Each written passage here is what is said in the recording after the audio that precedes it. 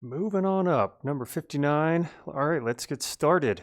So no silly hijinks this time, no random selection of instruments or effects, even though that was fun, and I think we should try that again. Definitely need to switch it up this time. So, but where to begin? That is a good question. I was thinking maybe we could try, some kind of extreme time signature. I've never actually messed with anything like this, and I'm frankly like really surprised that you can even move a time signature to this kind of extreme. But hey, why not? I think it's cool that Ableton really at least has that option.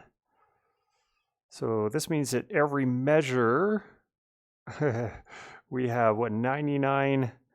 Yeah, why don't we just try 999 tempo at this point, and really just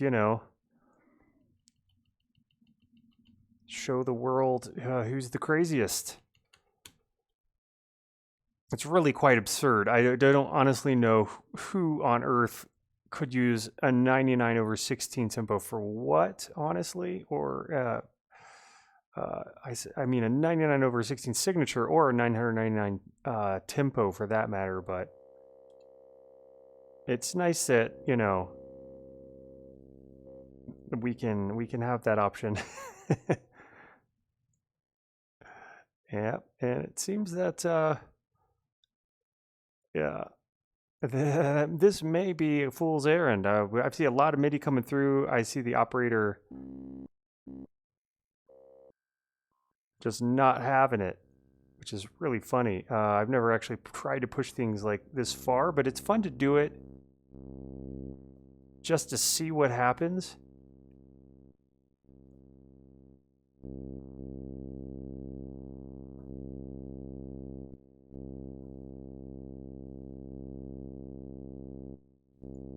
Yeah, it's interesting to note that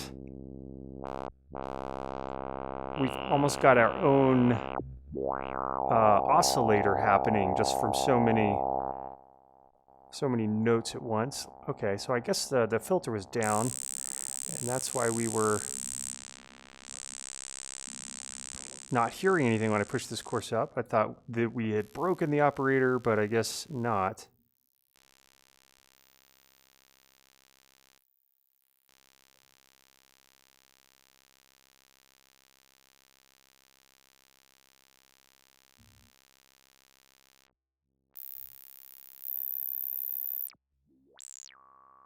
Yeah, I'm really not thinking that this time signature is not super useful.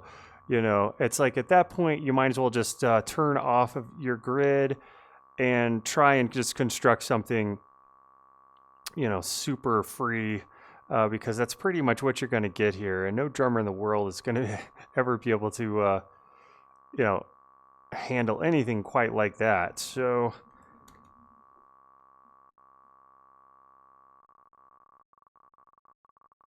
it's kind of an interesting Geiger counter type of sound.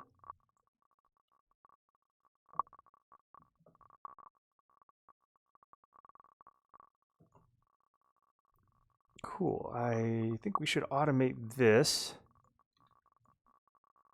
And let's see if we can get some random. Let's try this again as far as a random length goes. It helps to turn off the grid, and then you can get something a lot more nuanced at that point. And there we go. Lots of radiation coming off of this spinning iridescent alien rock that we have in the video window. So obviously we need a good Geiger counter sound to work with that visual.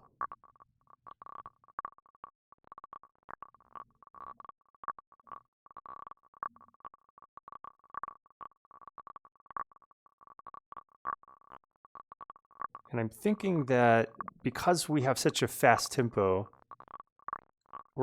our our loops here are really not, we're not getting a lot of mileage, so I may just have to pull things out, especially with such a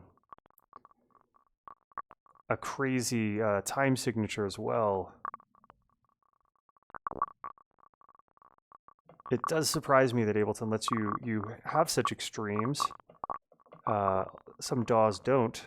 Some DAWs let you go a lot slower on the tempo than Ableton, and that's one thing I wish they would update. 999, I really never do anything that high. Sometimes you've seen me just pull the tempo up that high and pull it back down. It's, you can get interesting sounds when things are that fast, but I usually think things don't sound so great for very long at this high speed of a tempo. All right, cool. Now let's try. And what if we make a white noise here? It's almost not too noticeable. Let me go ahead and clean this thing up a little bit. I should probably just make myself one of these that only has a limited range, like C3 through C4. I tend to kind of just work in that range a lot, as we've noticed. All right, let's summon another operator. Alt-Shift-1, my hotkey, trusty hotkeys.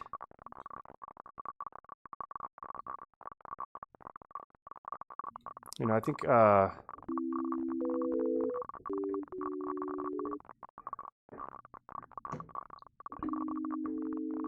yeah, I think the irony here is to do some really slow kind of melody with a extreme tempo. I think that would be kind of stupid and funny.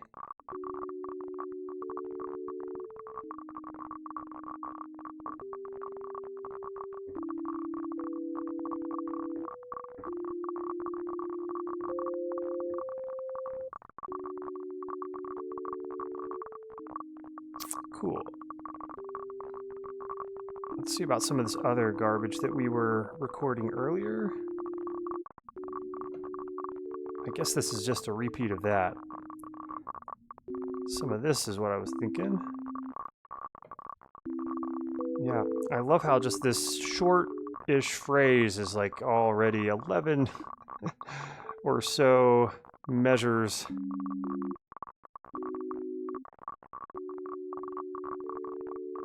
Honestly, I don't use time signature changes too much over here. Sometimes when I'm working on a piece, a commercial music piece for like a video game, it makes sense. Some more classical sounding, soundtrack sounding types of pieces, it's mostly switching between either 3/4, 4/4, or 2/4. But that's about it, honestly. Weird time signatures like 7/8, or I guess that's not that weird. 6/8, 7/8, 17, 16, definitely not. I think at that point it's almost just undecipherable that there's even really much of a time signature thing even happening.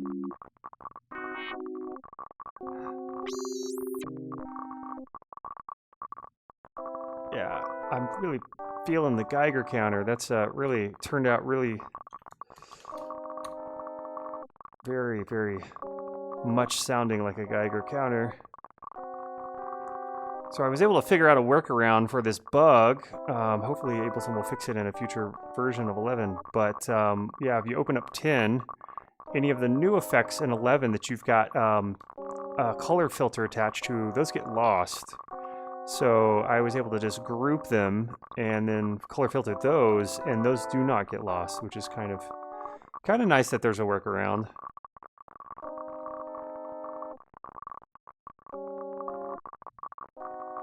Also, really quickly, I need to see if we can. Well, I'm just jumping around here. So many ideas all at once. Actually, I'm gonna pull this over here real quick. I discovered a bug in one of the last sketches where if we automated this speaker icon, the chain activator button, would break the MIDI effect rack. So I want to see if we get the same problem doing automation instead. If this will be a viable workaround until they fix that darn bug.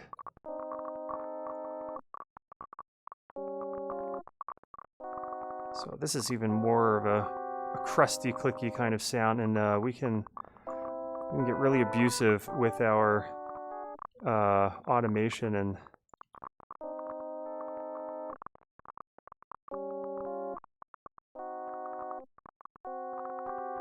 okay, cool.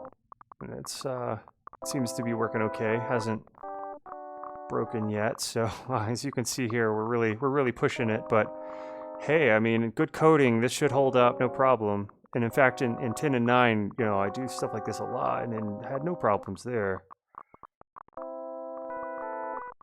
All right.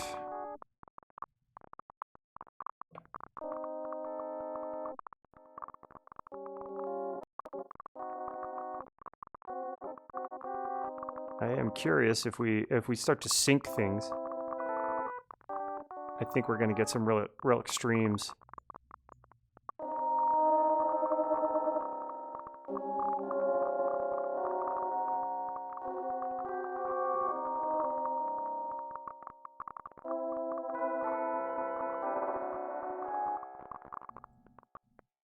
All right, neat. Let's. Oh yeah, right. This one is slightly different. Interesting. Still trying to wrap my mind around some of the nuances in this this DAW, this new version. It always takes me several months, actually, to finally sort of come into my own with a new version of DAW with a bunch of new features. Really have to try and kind of push the limits on each of them just to see how far out you can go, how, you know, just to get a sense of the scope of the range of a thing, of a feature.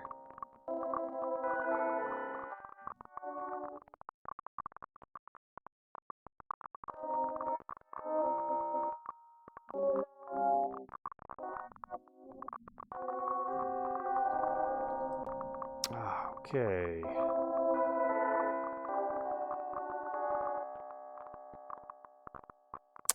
Yeah, let's pull in a hybrid reverb. Control-Shift-G, we don't need a group on that.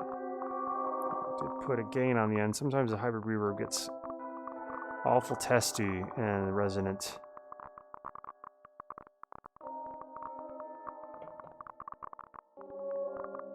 Ooh, whoops.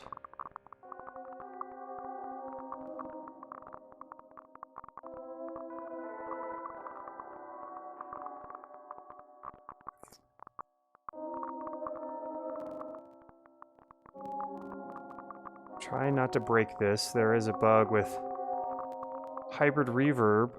If you use wave files with a sample rate that's a little lower than like 44, 48, you can break it for sure. Just kills. Send a really loud sound too through the end. It's pretty obnoxious bug.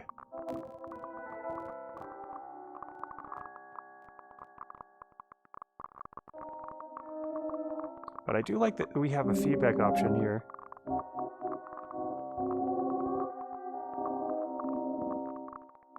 So let's see, the reverse one that we have. I'm glad we figured out this problem too. Really what was happening was if you have an R at the end of it, apparently you can't load this in. Oh, maybe it's a space R. Let's see. Yeah, space R. Because apparently hybrid reverb is looking for, thinks this is the right version of the impulse, and it's also looking for a left version too. So let's see. Somebody pointed this out to me. If we, I guess we can't duplicate this here. Well, anyway. We just take that R out, and that fixes it for the most part.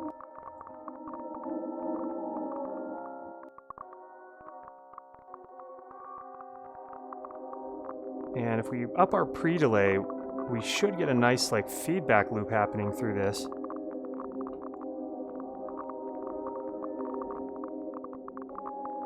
That lasts for a while. So let's automate this on every now and then so we get a little bit of feedback.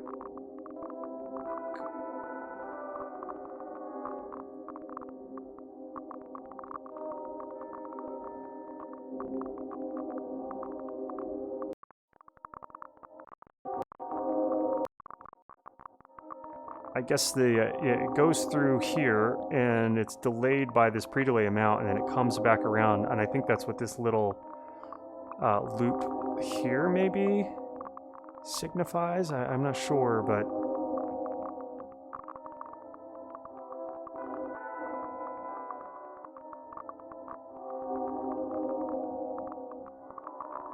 all right, what can we do with this Geiger? And just put as many effects on it as we want. Let's try pushing this flanger thing.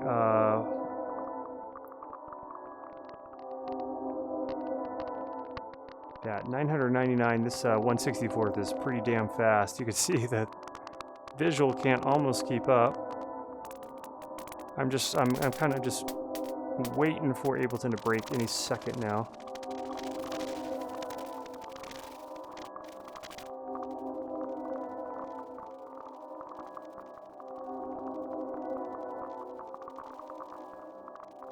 Let's give ourselves much more room than that, because a measure doesn't last too long.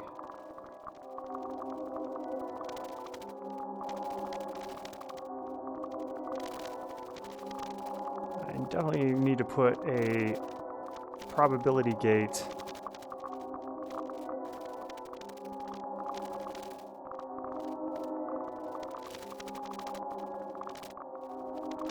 on this melody bit here.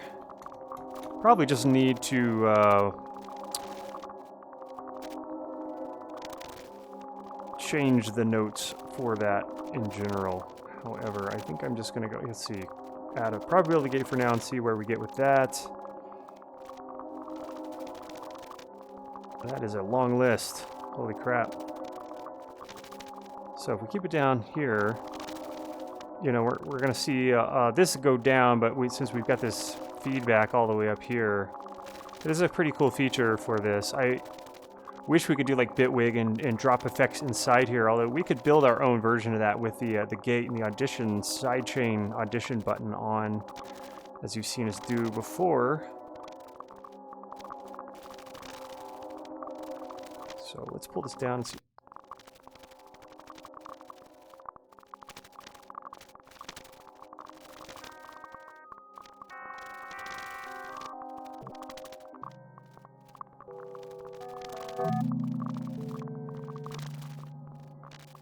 All right, cool. I'm gonna duplicate that. I kind of liked this section here. I almost feel like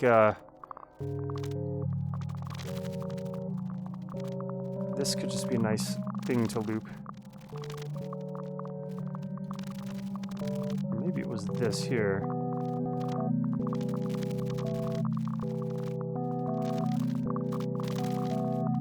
Yeah, and let's duplicate that. I'm hearing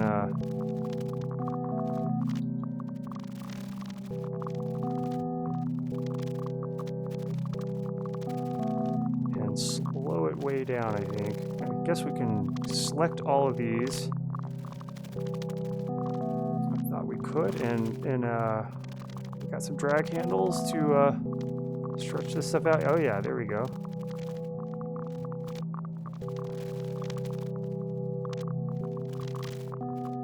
Okay, cool. This is sounding a lot more indicative of our... I think I'm just going to delete those others and commit to this direction. Sometimes you just got to take bold moves. Say sayonara to the past and only look forward. There's probably something deep in there. So let's pull this down all the way. We still got some of the other...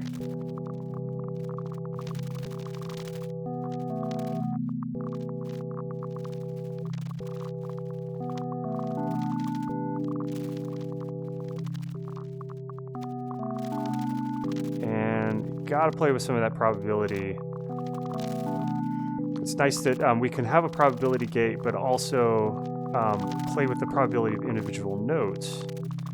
And I like that I can select this and then hit the randomize button. Not only will it randomize the, if we select this lane here, it will also randomize the probability for us. And let's add a little probability to that, not 100% randomizing. There we go. And definitely got to get some, I like this velocity range slider here too, very useful.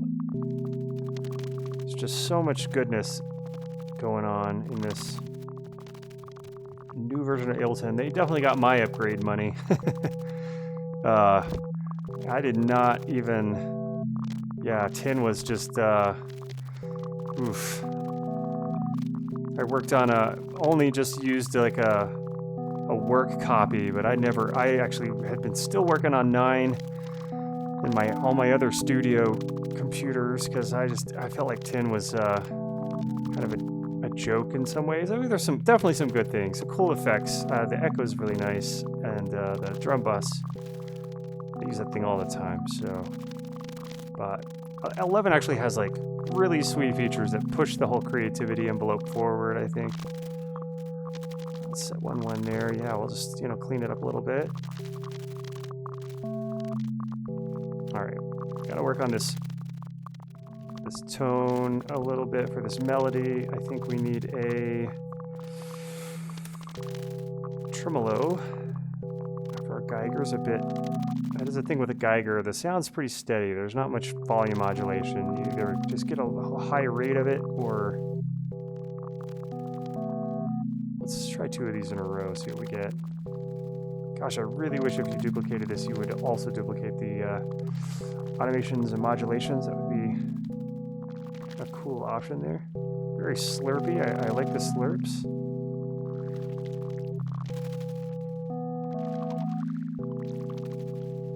Just like an alien babbling brook.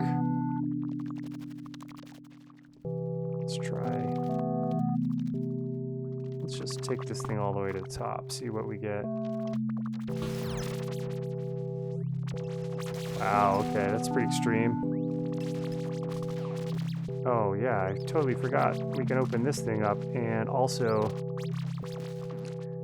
just really geek out on some of this nonsense. I do love that they added a sort of smoother type random that is pretty slick, and ooh, an LFO too. I mean, really, this phaser is way better, I think, in some ways than the older one. The chorus, I wish they did not get rid of some of the features there, but can't have everything.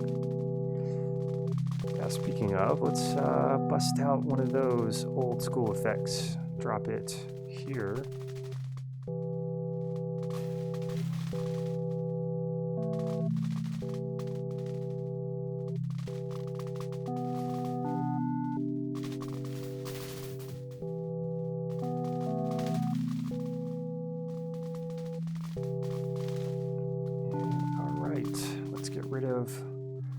Well, maybe I'll just pull this over here and play with it.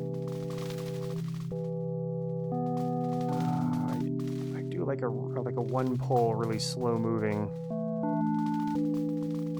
phaser. It's a real subtle effect, but it can be a nice.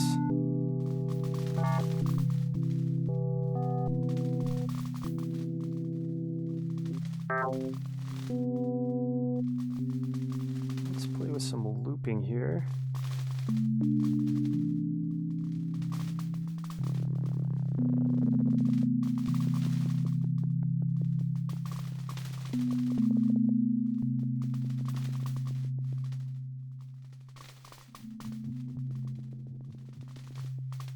That send is working good. I can hear that. We should definitely bump this back up and have a listen.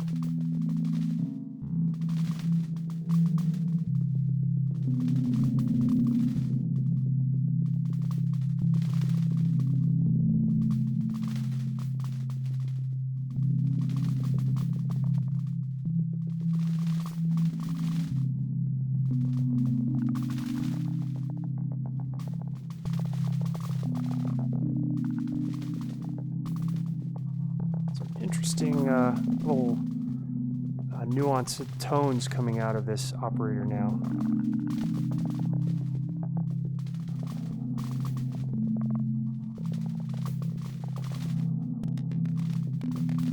With this loop setting on the envelope, it's almost like we've got ourselves a nice little rhythm section happening.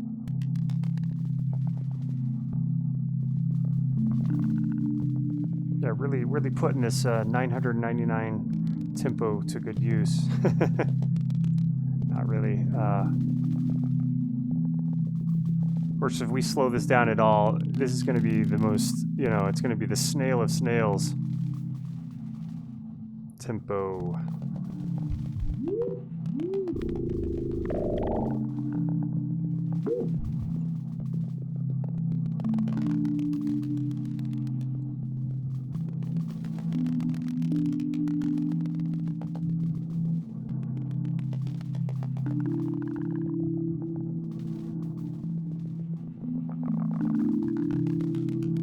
It's almost got this kind of slightly new agey,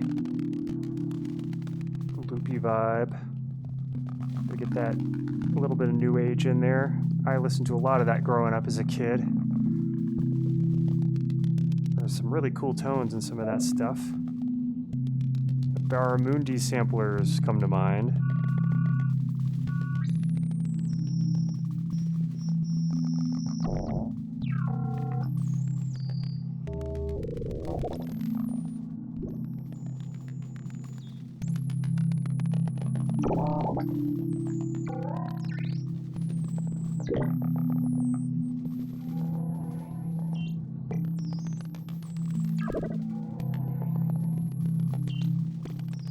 Cool. Let's clean that one up, smooth that out a little bit, pull this out, and we'll mostly just hang out up top here. In fact, I want to pull this thing out even further. Yeah, I'm still in my mind trying to think, how could you possibly put 99/16 to good use and make it anything more than just noise? Hey, to each their own, you know? I don't see much of a use for it. Besides, just like I can just, with a 4/4, take the quantize here down to, 1/256 or lower, and just, make a crazy rhythm that way.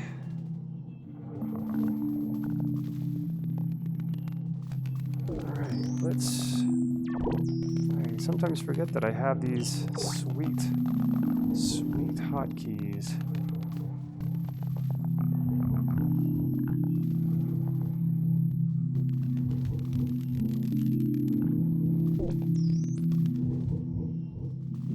Let's push this one way up.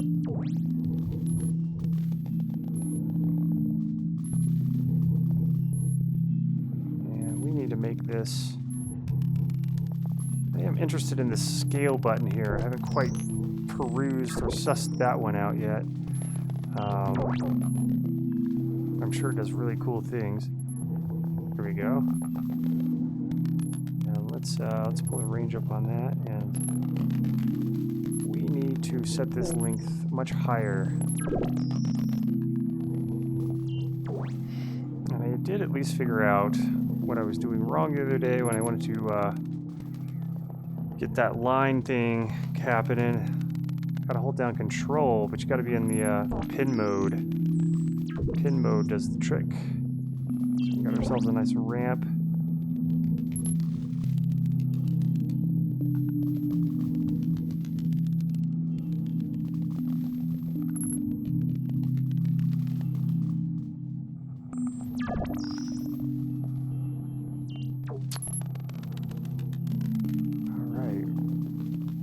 Bust out the redux, but here we go.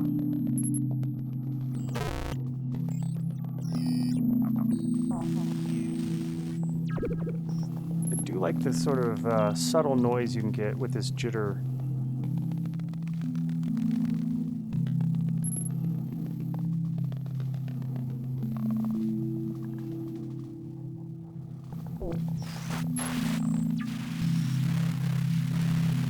Oh, it's just a million times better than the old Redux. That is one that I will not be bringing back like I have the Chorus and Phaser, just because there is no point. It is just not something I think I need to be, compared to this one, it's not something I want to be using anymore. Although I did use it, I definitely put to good use. Sometimes having the bit depth really low, you could get some really crazy distortion that could then be further shaped and sound really interesting in certain cases. All right, let's give it a pitch MIDI effect and try an octave up.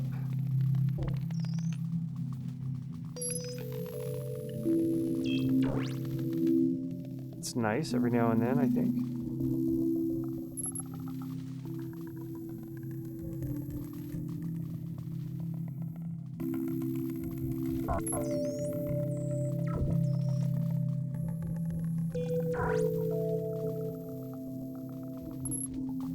All right. Summon the operator.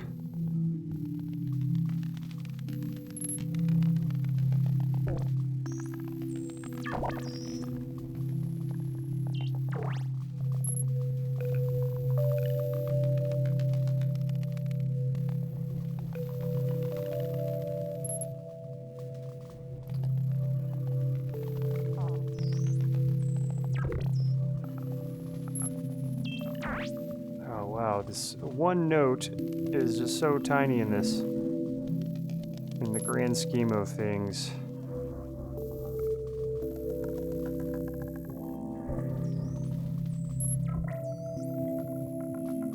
I do like that octave pitch up on the melody. It's a nice effect.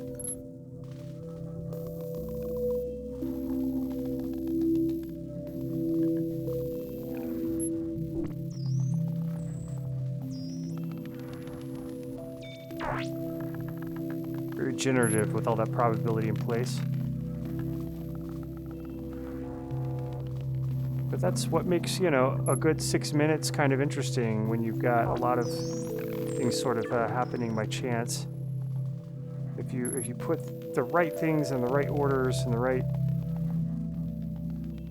ingredients in the pot at the right time, for the right amount of time each, it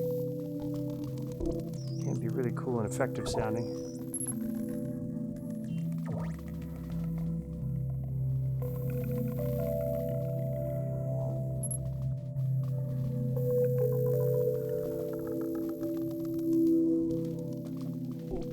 Pull this phaser back just a bit. Classic phaser.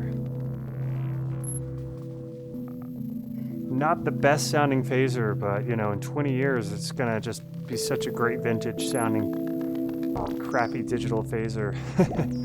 Which I love those crappy old digital DSP effects from days gone by, the forgotten ones, the sad and lonely forgotten plugin. That's what I go for. Because yeah, if nobody else is using it, then it's more fodder for the originality of a sound, I suppose.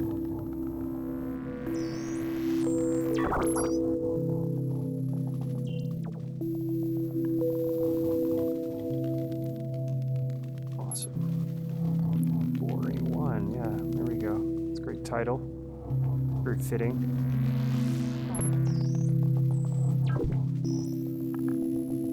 Really doesn't take much to make a nice ambient piece. Nothing against ambient music. In fact, I find it a very soothing and comforting style of music to work with. For that, it only takes a bit of time to work on, so you know, you don't have to sit there for too long and wear yourself out. It's not a very fatiguing style. Oh man, wow. I was just waiting for the crash, but it didn't come, thankfully. Just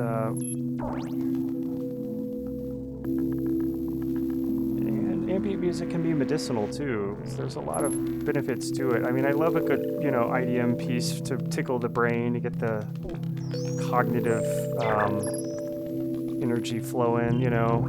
Some dance music can be great, get people pumped to go out, have fun, but that's really not me these days, or anybody for that matter.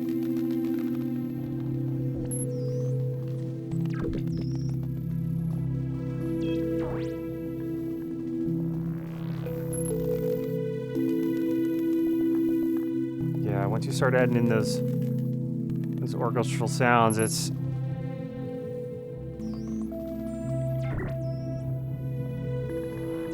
can get a little atypical of the genre, you know, the ambient classical thing.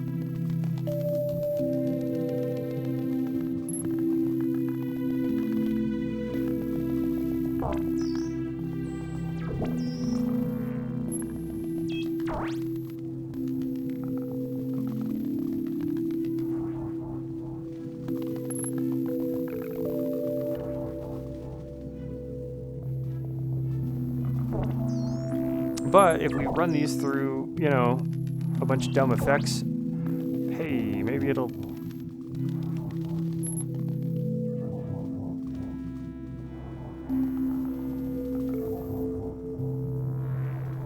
Yeah, and at this point, this could be anything, honestly. We could replace this with an analog or a tension.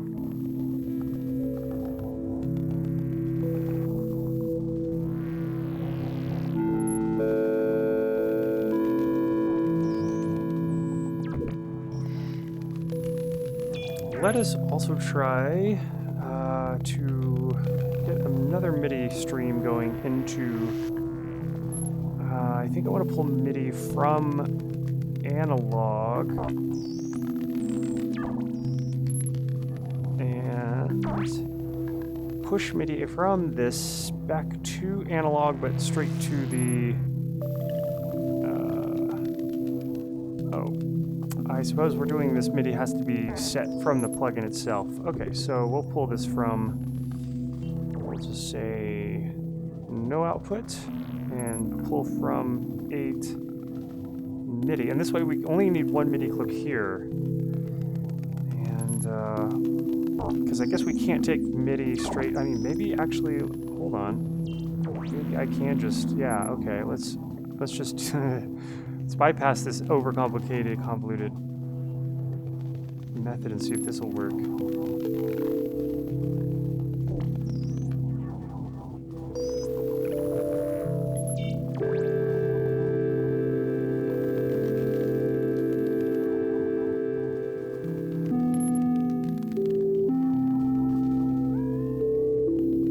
It's very nice. So we can transform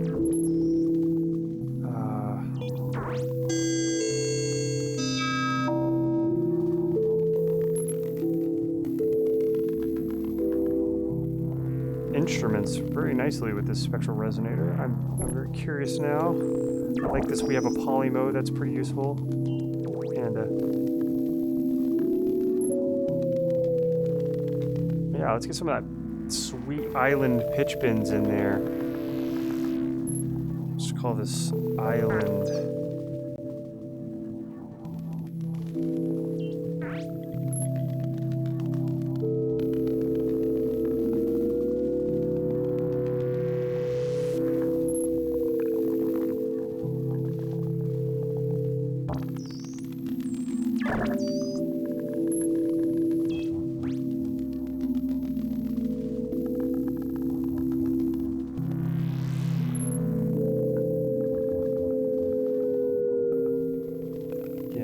We'll be cutting that one out.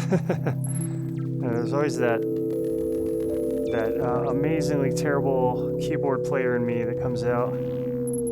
Usually when the record button is going, and when the record button is not going, everything is fine. Everything sounds great. Classic move.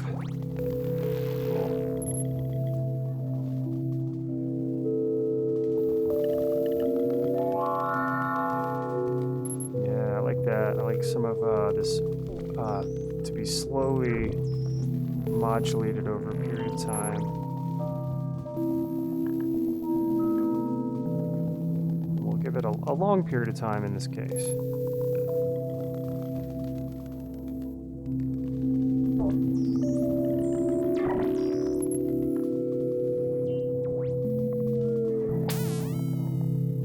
Cool. Let's also do the same slow modulation.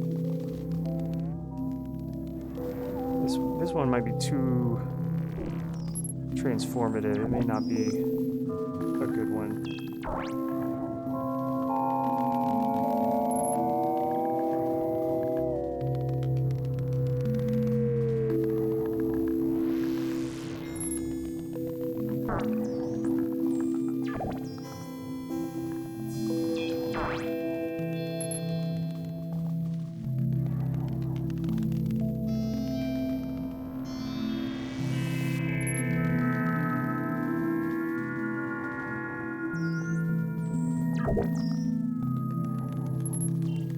I'm really looking forward to playing with some voices for the spectral resonator.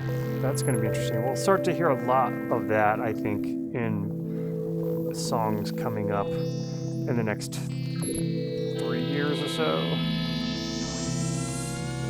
And so it'll be interesting to see who does interesting original stuff with it. I think those who are able to modulate and automate manually along the timeline to voices, we're gonna hear the most fun and cool stuff coming from those uses of it, in my humble opinion.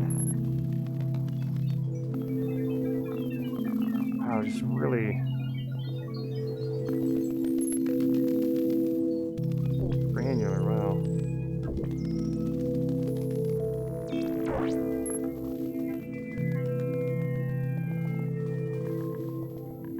This unison mode. I guess we got like a chorusy kind of little stereo thing. I see. Wow, super expressive effect. Where you been all my life, spectral resonator? I think I love you. Definitely getting the hang of it now after using it 10 to 15 times.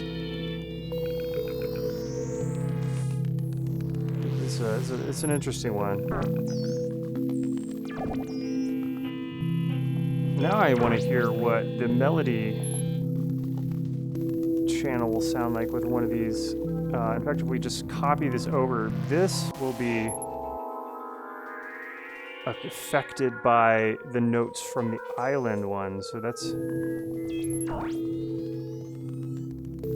We could also pull the notes from the melody. Yeah, post effects. If we wanted to have an in-between step where we could further process the MIDI, then this is where having an in-between let's see, makes sense. MIDI effects. And we'll pull from melody and then no output. So now this will pull from the MIDI effects. And let's see. Oh, we need to set to in, right? So now we can do stupid things like, you know, we could add a delay. Nope, echo. Which if we take the feedback down, it'll. Of course, at 16,999, that's really not going to do much. So we want to, I think, take the seek off and just... Wow, 2 seconds. That's it. That's not much. So maybe...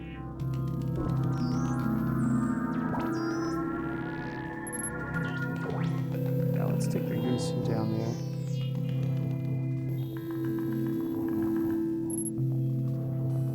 there. Yeah, we can also play with the pitch here.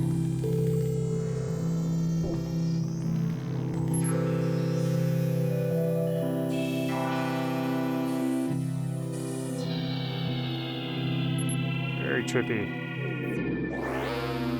Let's do minus 50. And minus 12.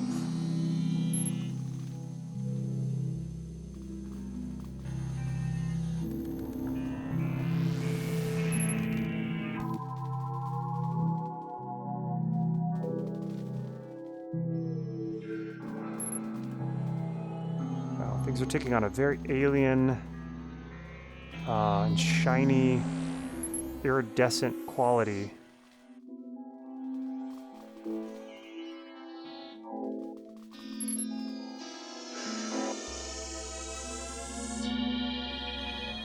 You can really just tear things up with the spectral resonator. So let's give a little half and half there.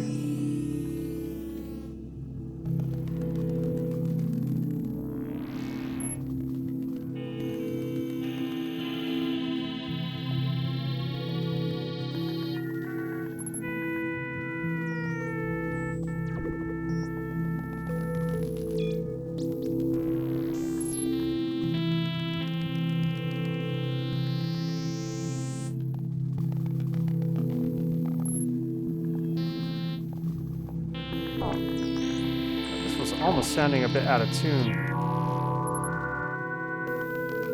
Or maybe that's because we have the spectral resonator in there and where we're shifting it, and yeah. I think I want to delete this and return it to 0, or maybe minus 24 that. Just do the octave thing.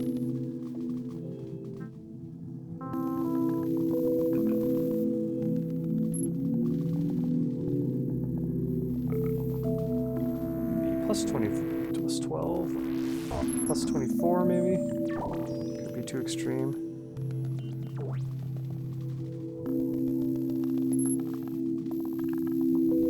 And let's try a pitch up an octave.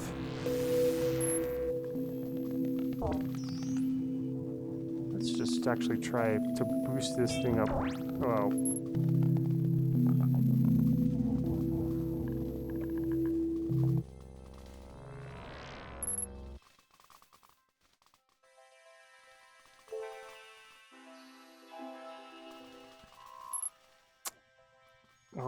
So where did we put that crazy automation on and off? Yeah, this stuff.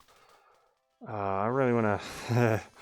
that's Ableton is probably like, screw you, man. Let's put some of that on here. No, let's see. We need to get this clip playing so we actually can put it inside the clip. Unlinked.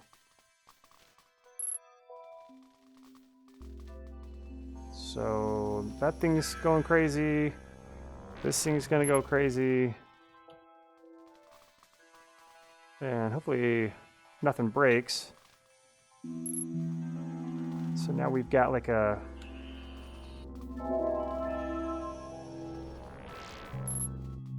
bunch of random octave shifts happening on the spectral resonator notes.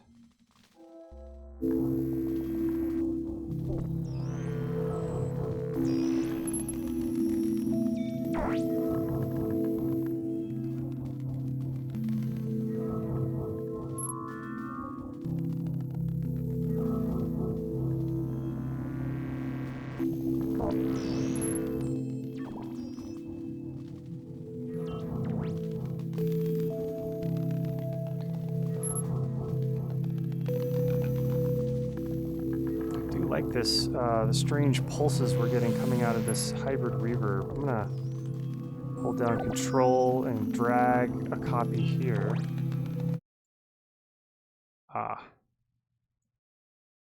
Let's send some audio to it, see what we get. Yeah, 4 seconds later, way too much bass. Really way too much volume. This thing really needs a volume. It needs both a reverse button here, unless I'm just totally missing something. I don't see a reverse. And it needs an output gain. Yeah, wow. I guess we could turn the feedback down, that might help. Or we set this to pre-algorithm. I don't know, maybe that'll do something.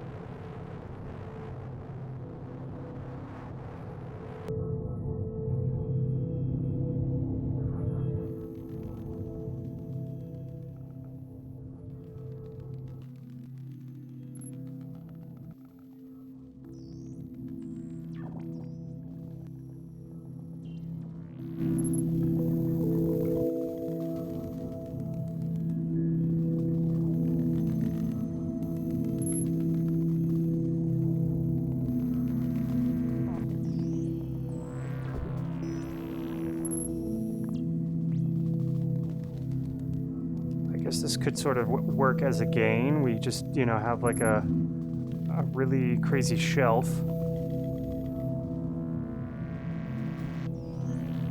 So, alright, we'll make do. Sometimes you just gotta find a workaround.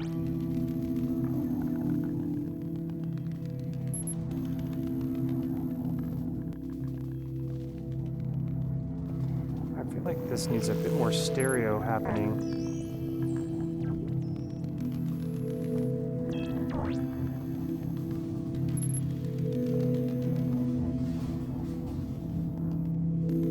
Maybe what I'm hearing is actually this that needs the stereo. Not like that.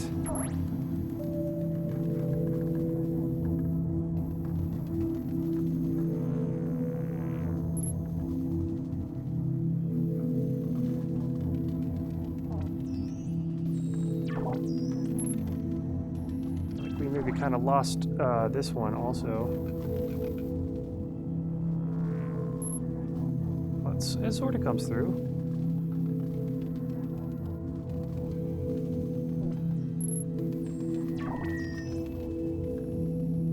All right.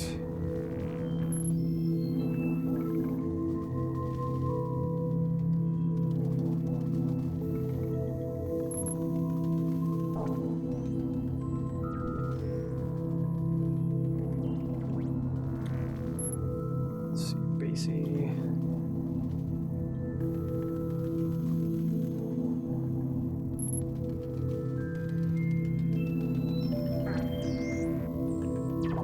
Delete that.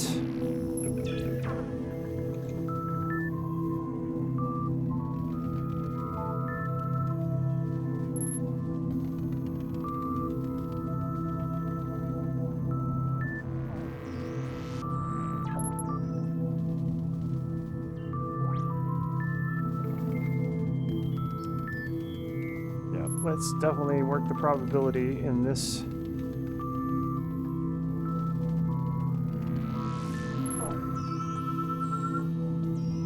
And one idea I had earlier was to pull in our effect selection container and mess around with the beat repeat again. Not my favorite effect, but I figured, what the hey, let's you know, maybe if we pull in all of these different presets in here and just flip through them, something interesting will come out of it. I think the beat repeat might be one of the least used effects for me, which is dumb because I think that it probably has some very powerful abilities when automated and used in certain ways. I just really haven't given it as much of a chance as I needed to in the past. Yeah, I'm a plug-in dick. Sad to say. So, can we just, you know, get everyone in there? All right, so we got up to 13. That's cool. So let's set this one at 13 and just sort of do some craziness in between. Automate all. And automate and modulate.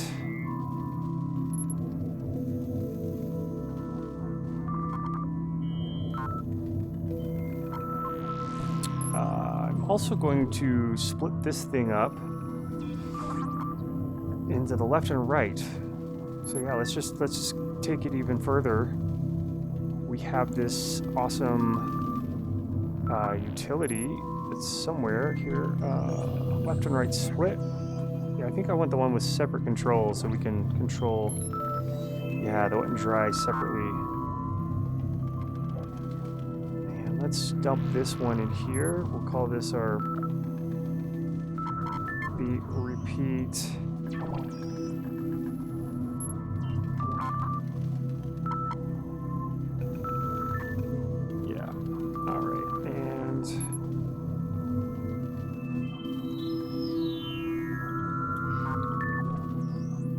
might as well while we're here. Oh, I see, yeah, the rack's 11. I might just have to go ahead and merge that one down and not look back. So at this point, any of those of you who are still on 10 and just refuse to upgrade to, I totally understand. Heck, wait for a cracked version, you know, no shame in it. As far as sketching goes, you know, the way I look at it, and I know in a quarter while this would not stand in a million years, but hey, I mean, if you're not making money and you're just experimenting and having fun, you know, it's like, is there anything, I don't think there's anything wrong with using cracked stuff, you know. I mean, if you're putting albums out, if you're traveling around, you know, if you're playing live with it, yeah, go ahead and invest in it. Although I have to admit, I do think Ableton, in just my opinion, of course, which doesn't hold a candle in the wind to whatever, is that Ableton is a bit expensive. They do have a $99, which I think is just ridiculous. It should be free. Live intro, seriously, should be free. But you can do crazy amounts of, I mean, obviously, you know, you're limited on effects, but once you start like loading in plugins and instruments in 9 or 10 or 11 or whatever, live intro is, there's so much you can do. Especially once you start grouping things and you start having multiple chains and you have, just like you've seen us do, you can get crazy amounts of mileage with just a few tracks. You don't have to have it, you know, a million tracks to make a song. Honestly, it's good to have those limits. Honestly, I just helped a friend finish up an album that was made with live intro, whole, you know, and these weren't very complicated tracks. They were like kind of ambient with singing, ambient types of pieces of music. So that was pretty cool. That was done in live intro. But honestly, if you try doing this right, it doesn't seem that the dry wet thing is working right. Like this may not be.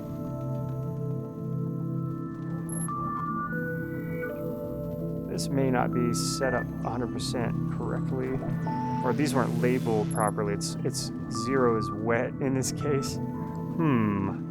Not a hard fix. Effects go here, yes.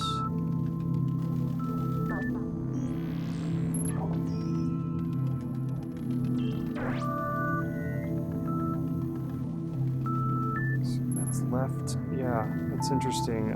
Looks like, oh, but we're shut off at this point. Right, so it seems the mapping here needs to be flipped, so that way we...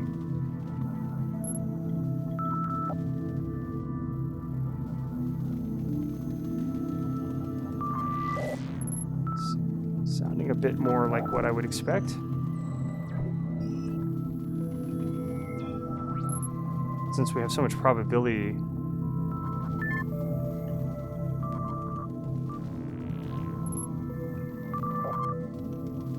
Nice and glitchy-ish. And let's just, let's dump another one. Yeah, I bet what's happening, well, while we're not hearing 100% glitch out, is I think some of these maybe have inside of them their own wet and dry, perhaps, or like the,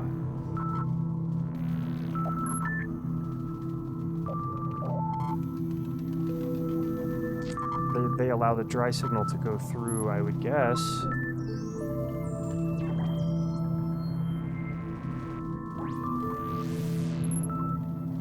Cool, okay, yes, back to it.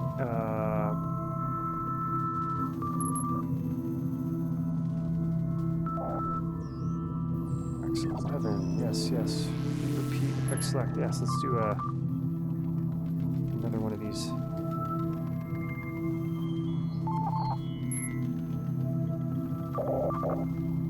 He's really trashing it. But it's kind of interesting. I have to say,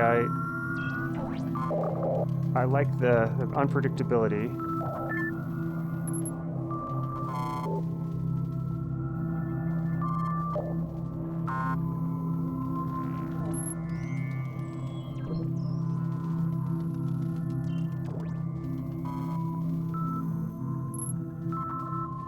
Now, let me summon a rain delay. Haven't used this in a little while.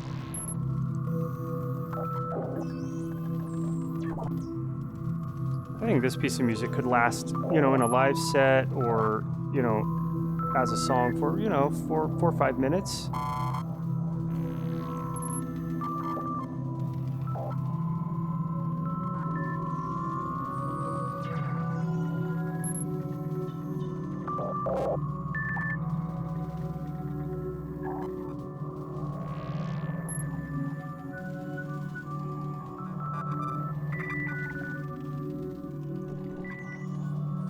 Should have.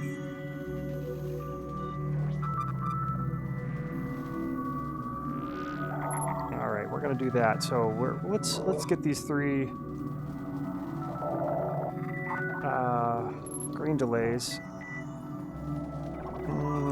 And I know I could put a MIDI pitch effect at the beginning, but then, you know, since we have all this feedback stuff happening here, that might take a while to cycle out. It'd be better to just play with the pitch here.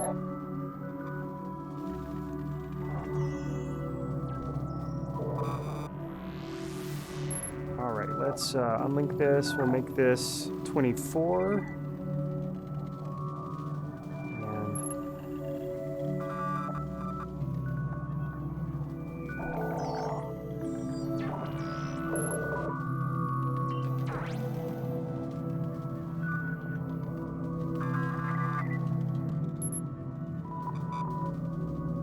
Let's do something like that for all of them.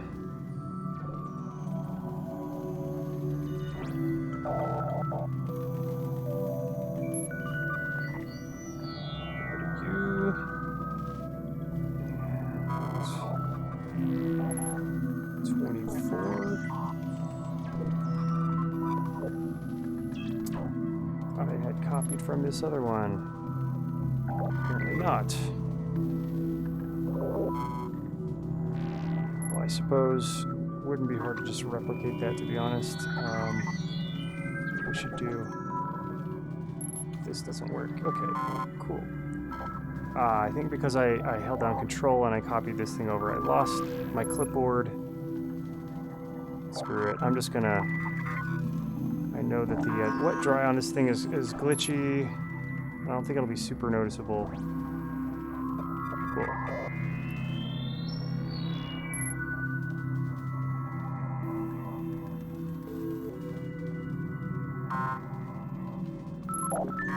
So I guess we have to have all these started at the same time for this to kind of work out. In fact, it could be interesting if some of them are off time.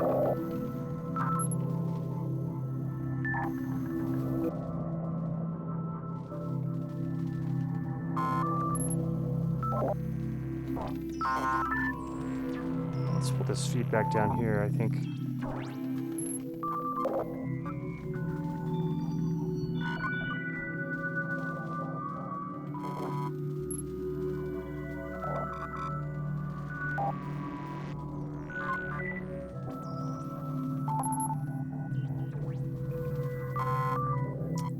Now that I'm hearing this, I feel like it could go on a little longer.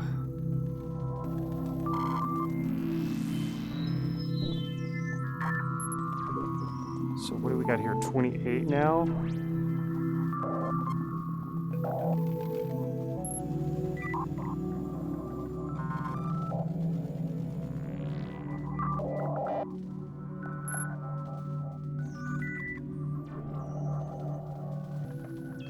Green delay is not the best pitch shifter, but in a pinch, it can, in certain situations, it can work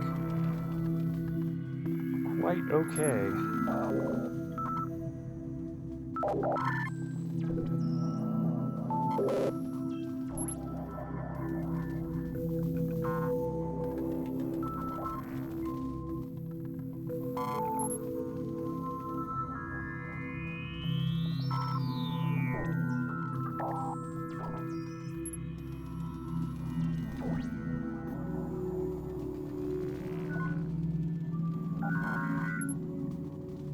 some effects going. Might as well. Took the time to set up this whole template. Might as well just, you know, utilize the whole thing.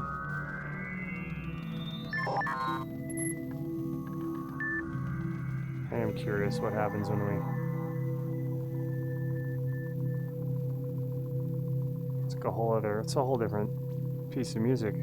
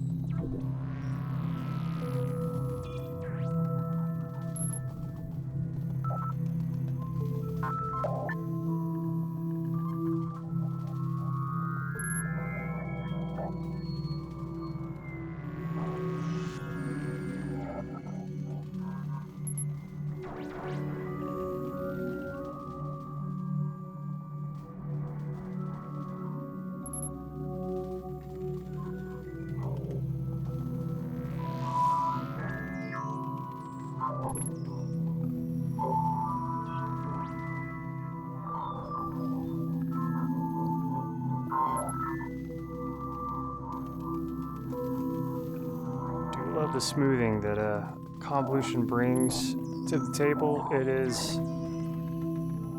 kind of easy to recognize it sometimes, but it still is real, can be real subtle. So I feel like it's a good thing. One of the best effects in my book.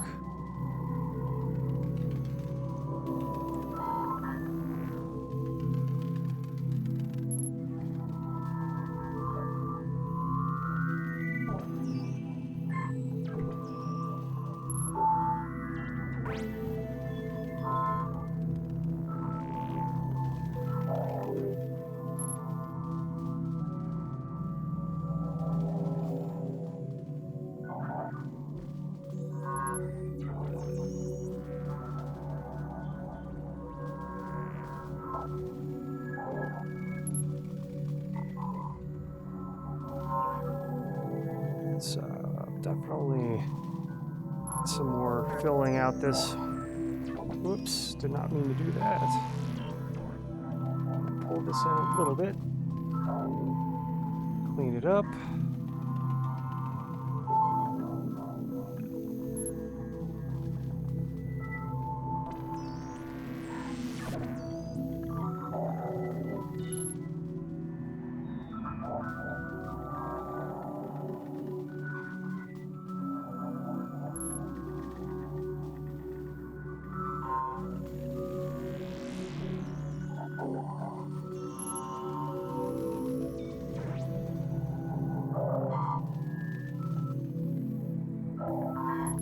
Okay, now I'm feeling maybe a bit of a tempo thing. In fact, actually, I just remembered that we have a tempo LFO project in our templates folder, and we can just pull this track in. Yes, we don't need all this extra.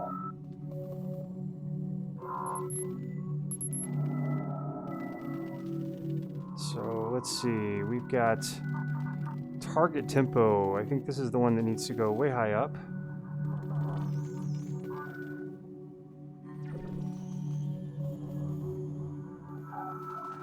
And then our tempo button, yeah, let's get the rate on that so we're getting a lot more of a shift happening.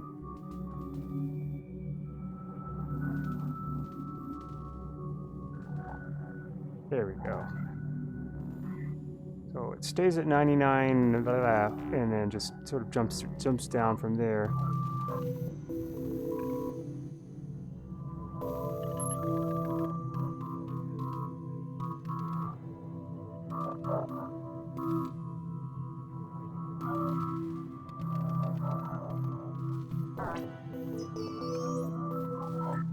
Ah, this play pause thing. Right. That is interesting.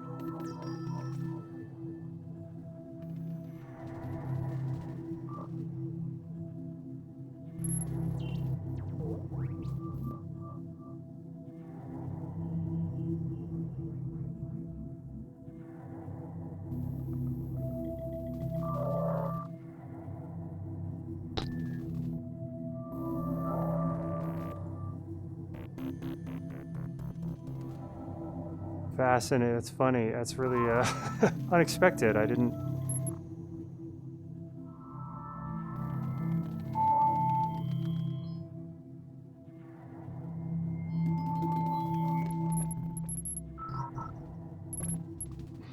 Let's just try a funny little thing and automate this right here. I'm not sure how this is gonna.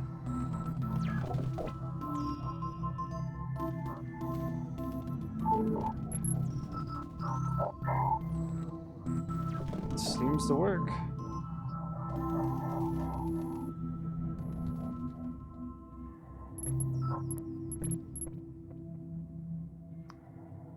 I see, but we're getting a lot of restarts, and I don't know if that's exactly what we want, so I guess the depth on this is causing that.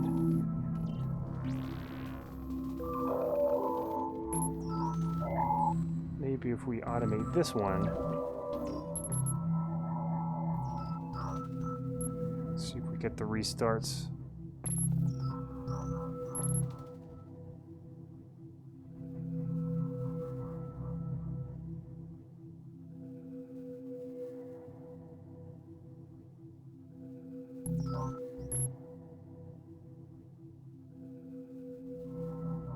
It's got a mind of its own.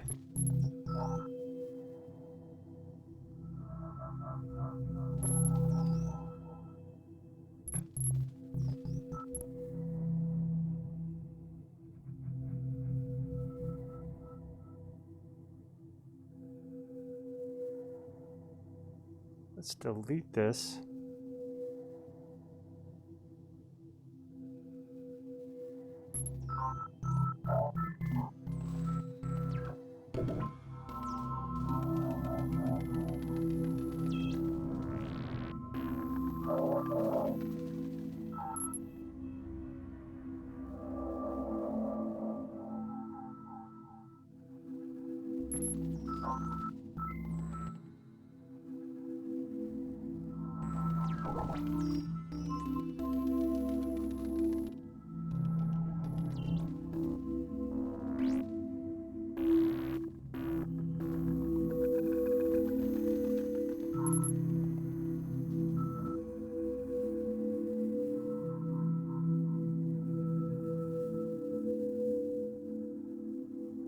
So I think for now, I'm going to just leave that out of the equation. And we'll just have our tempo adjusting happening. That's probably enough for now.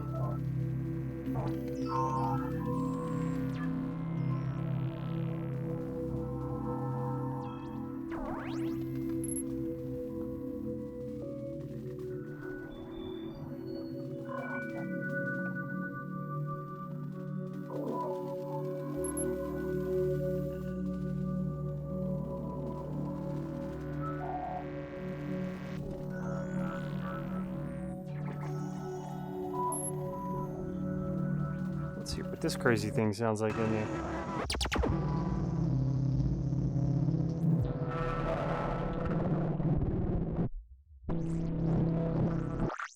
Too crazy, I tell you.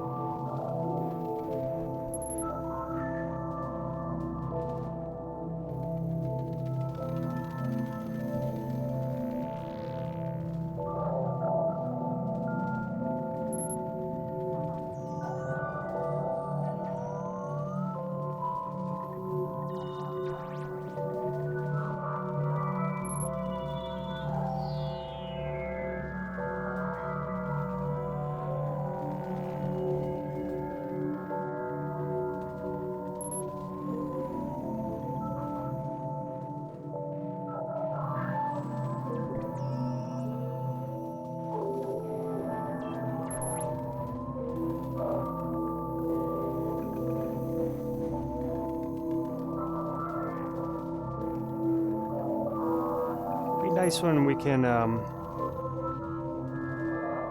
adjust the pitch of each note maybe separately. Then, if we'll be able to loop it somehow separately, like unlink it from the note. I don't even know if that makes sense to be able to do that, but in theory it sounds kind of cool.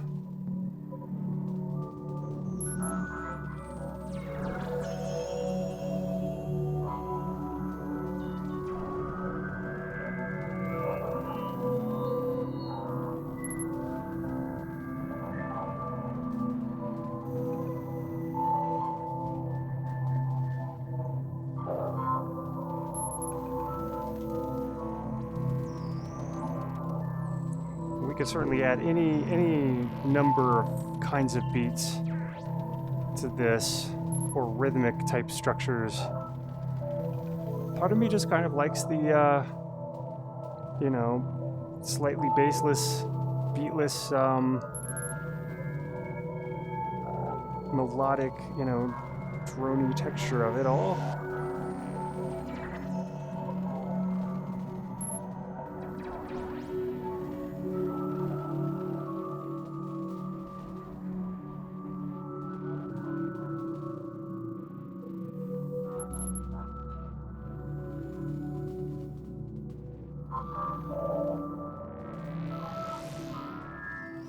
Let's get some tremolos on these and just see what happens.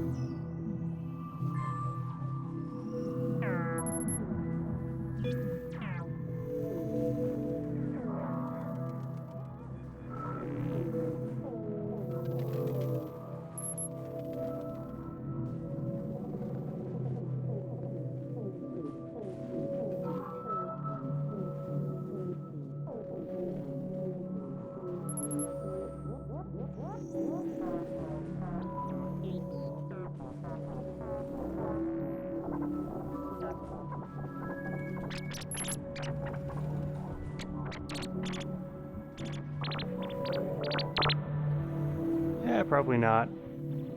Probably don't need this.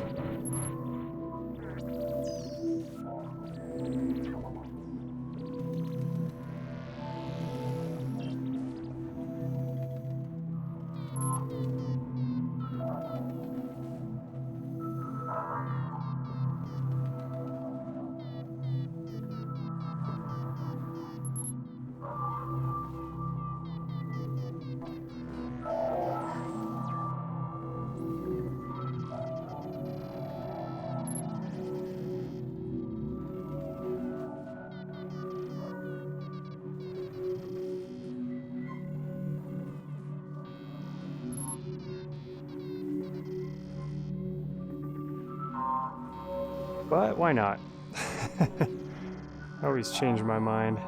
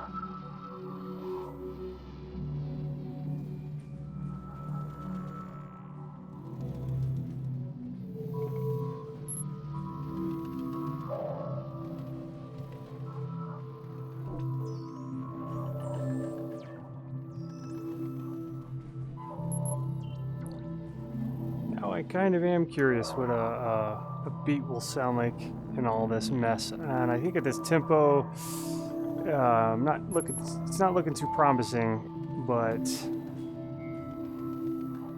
perhaps we could pull something over from here. I know we have some auto beats, like this Geiger beats thing that I built ages ago. So we'll drop this here, we'll move it into its category there. This could sound dumb, could sound interesting. I know the Geiger beats, if I remember correctly, kind of just runs on its own, doesn't really follow the tempo.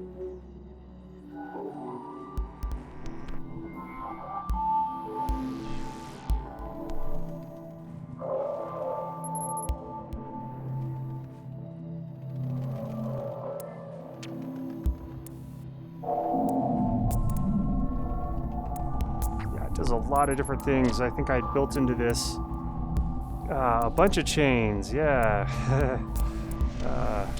It looks like we've got some kind of I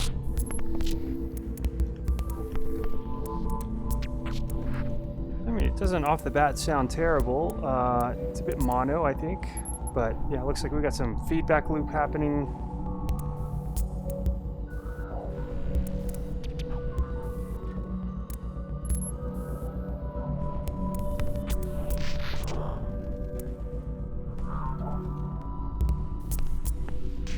It's a beast. Each one of these inside of here has got the final distortion making our crackles, sending it to the utility, and then a saturator. And I think this, strangely enough, is making us a kick sound. Oh, and our pulse, I think, is sort of the tempo. Steady kick. Yeah, I guess this is like the one thing that's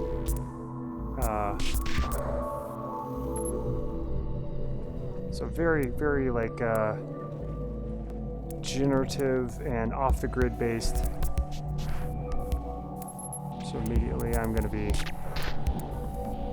wanting to stereoize it.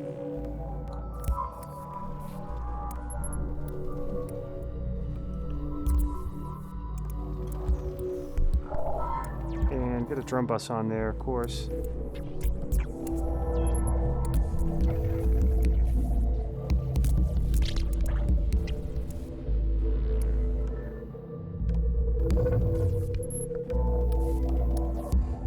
Get the drum bus first, and then all the other crap.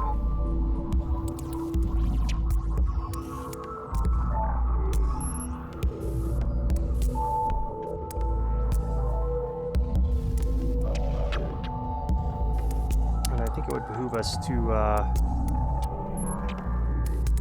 automate some of this stuff.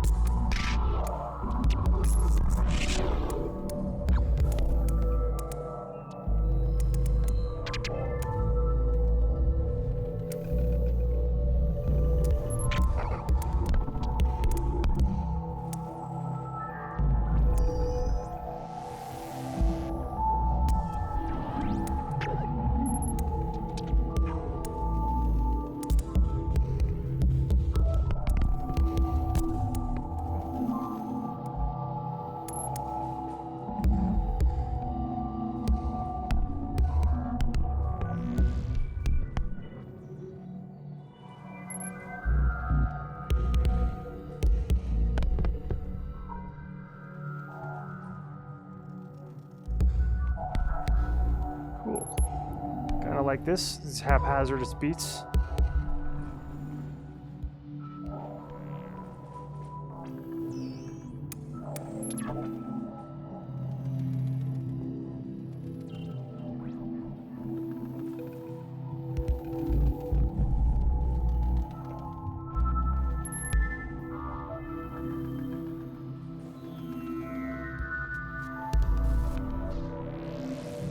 Good old Geiger beats. One of my, I think, prouder of creations.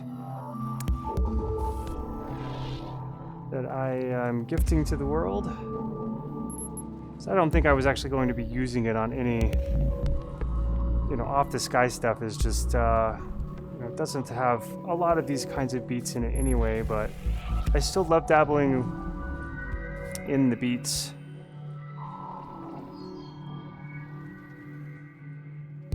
Okay, so let's clean these up and pull them off of the grid just a bit.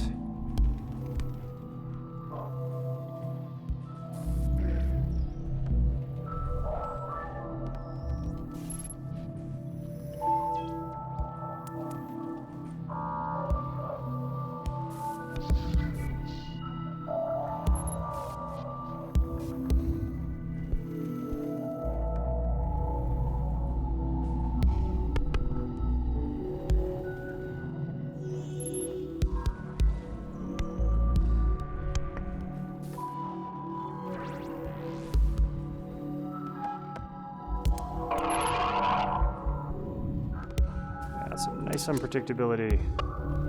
Spice of life right there.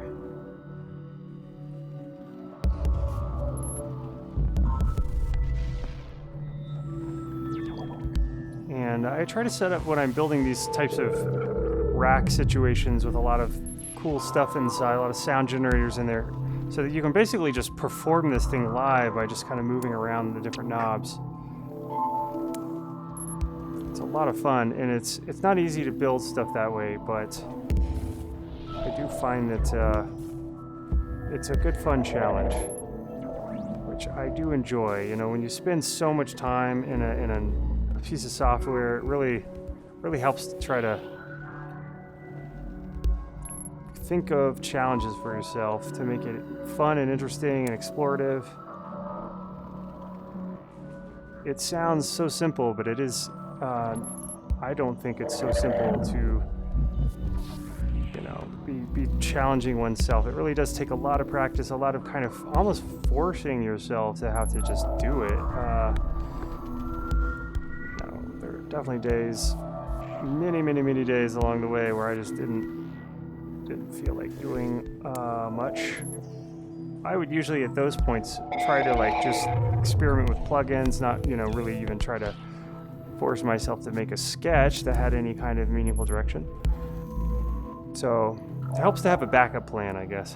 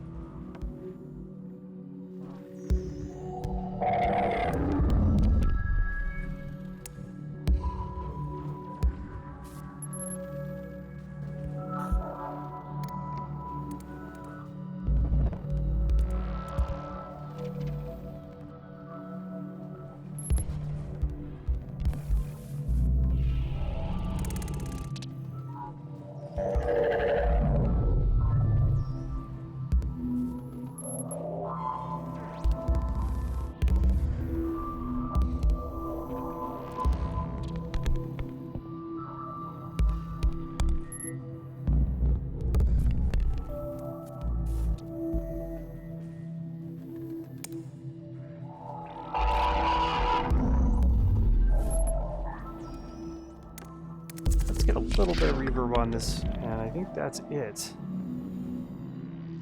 Of course, once I do that, I start to hear new things. That's definitely a good spot to get in, is to where you are constantly informing yourself of new ideas by just making changes to the current.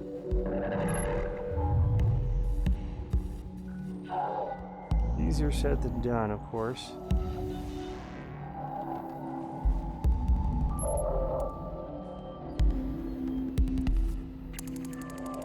If we drag this into our group. Get these effects, I know that. So maybe we don't need this echo.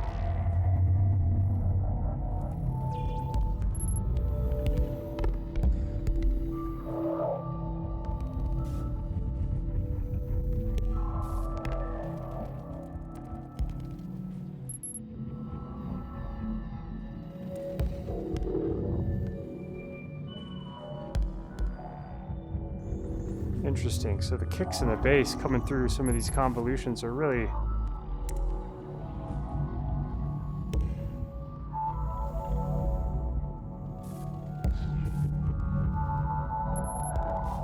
interesting sounding.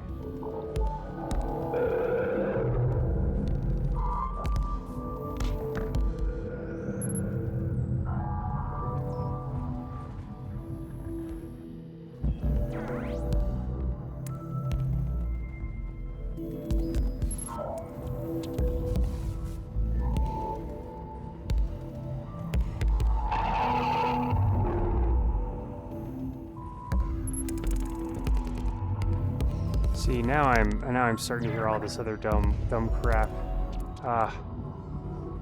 that I want to build.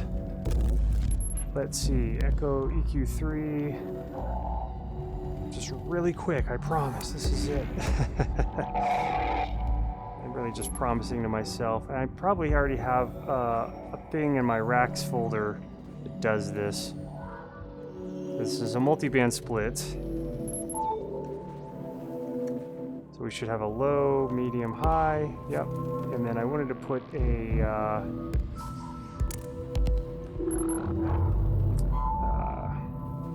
instead of a tremolo, I'm gonna revert the phase back to default, and therefore we're gonna get our classic auto panner. And I want to auto pan on the mid as well. Let's get a couple of these in a row. We can just leave our bass in the center.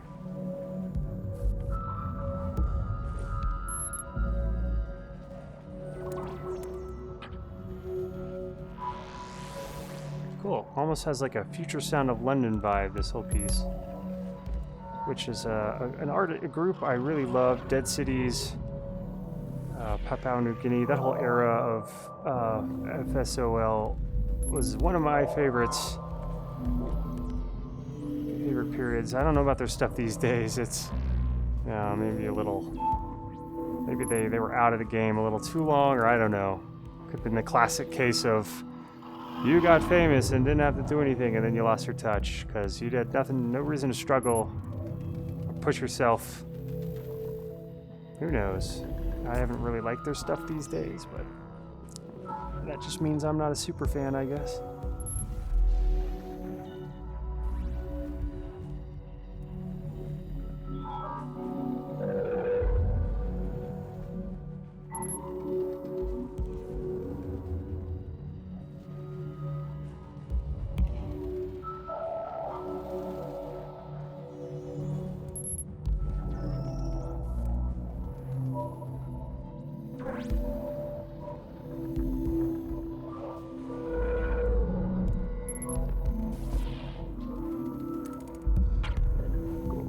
I will push, let's see,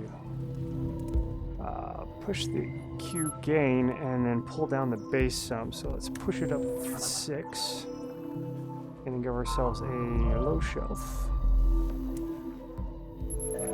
Let's put it at 140 and pull it down -6. Less bass coming through, more of this.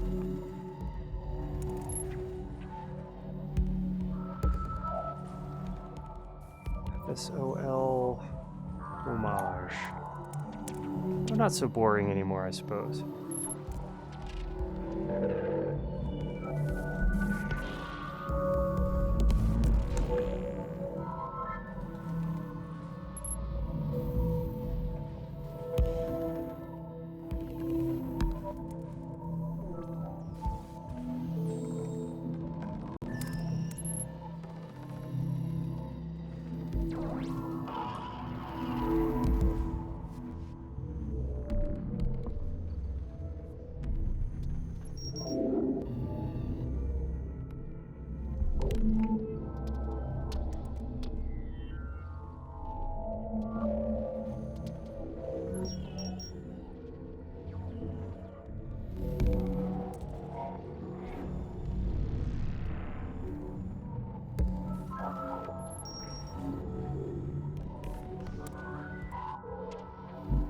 Very good, very good.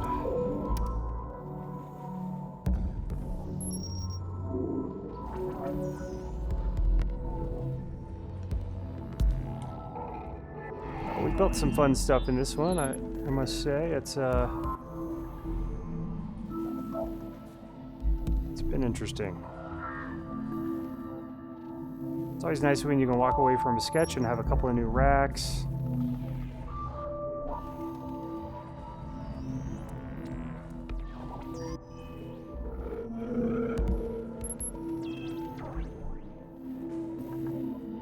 And it's always nice when you can walk away from a sketch with a decent sketch. Not that I'm going to do anything with any of these sketches at any point down the road. I mean, who knows? It's nice that they're there. I kind of am enjoying this project as a kind of impermanence piece.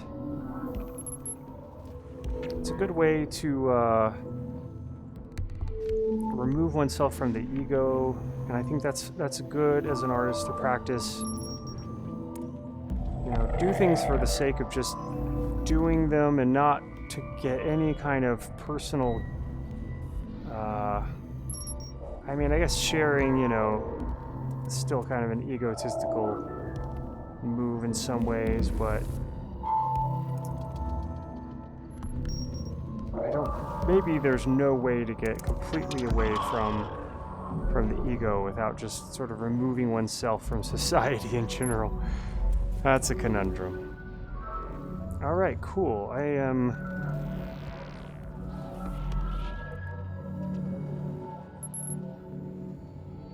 just here in a little stereo on the bassy section. I swear this tremolo auto pan thing is use that thing just so much.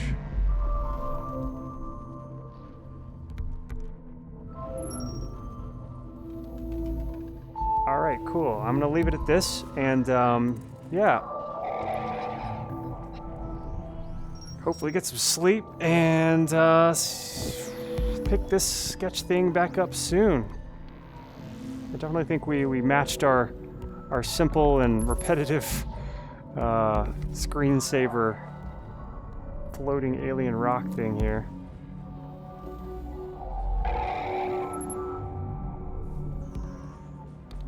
But until next time,